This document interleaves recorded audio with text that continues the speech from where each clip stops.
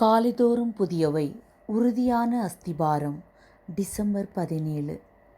சுழல் காற்று கடந்து போவது போல் துன்மார்க்கன் கடந்து போவான், நீதிமானோ நித்திய அஸ்திபாரம் உள்ளவன். நீதிமொழிகள் 10:25. உறுதியான அஸ்திபாரம் உள்ள வீடு அழிந்து போகாது. கிறிஸ்தவர்களாகிய நம் வாழ்க்கையும் கூட உறுதியான அஸ்திபாரம் போடப்பட்ட வாழ்க்கையாக கட்டியெழுப்பப்பட வேண்டிய ஒன்றாகும்.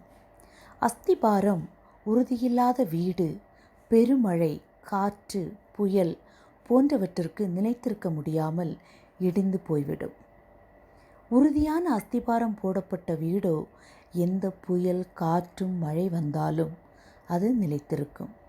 துன்பம், பாடுகள், நெருக்கங்கள், இழப்புகள், நோய் போன்றவைகள் சடுதியாக ஏற்படும் பெருமழை காற்று போல் ஒரு மனிதனை தாக்கினாலும் அவன் உறுதியான அஸ்திபாரம் உள்ள வாழ்க்கையை வாழ்வானாயின் இவற்றை பார்த்து அவன் கலங்கி சோர்ந்து தளர்ந்து போக மாட்டான். தேவனுடைய உறுதியான அஸ்திபாரம் நிலைத்திருக்கிறது. 2 தீமோத்தேயு 2:19. அந்த அஸ்திபாரம் கிறிஸ்துவே. 1 கொரிந்தியர் 3:11. மலர்ந்திருக்கும் இப்புதிய வருடத்திலும் கடந்து போகும் நாட்களில் வரும் நோய், துன்பம், துயரம் போன்ற பலவிதமான புயல் போன்ற சூழ்நிலைகளில் உன் வாழ்க்கை உறுதியோடு நிலைத்திருக்காவிடில் நீ ஒருபோதும் நிலைத்திருக்கும் நித்திய வீடாகிய பரலோக வீட்டை சென்றடைய முடியாது. அங்கு ஜீவிக்கவும் முடியாது.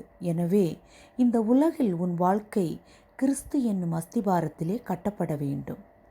வீட்டை ஒரே நாளில் கட்டி எழுப்ப முடியாது. உறுதியான அஸ்திபாரத்தில் ஒரு கல்லின் மேல் மறுக்கல் வைத்தே அது கட்டப்படும். அதே போன்று கிறிஸ்து என்னும் அஸ்திபாரத்தில் தினமும் நாம் விசுவாசத்திலே கட்டப்படுகிறவர்களாக இருக்க வேண்டும்.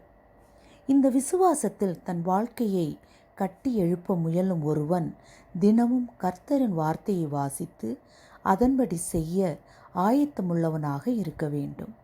இதையே இயேசு கிறிஸ்து என்னிடத்தில் வந்து என் வார்த்தைகளை கேட்டு அவைகளின்படி செய்கிறவன் ஆழமாய் தோண்டி கற்பாறையின் மேல் அஸ்திபாரம் போட்டு வீடு கட்டுகிற மனுஷனுக்கு ஒப்பாவான்.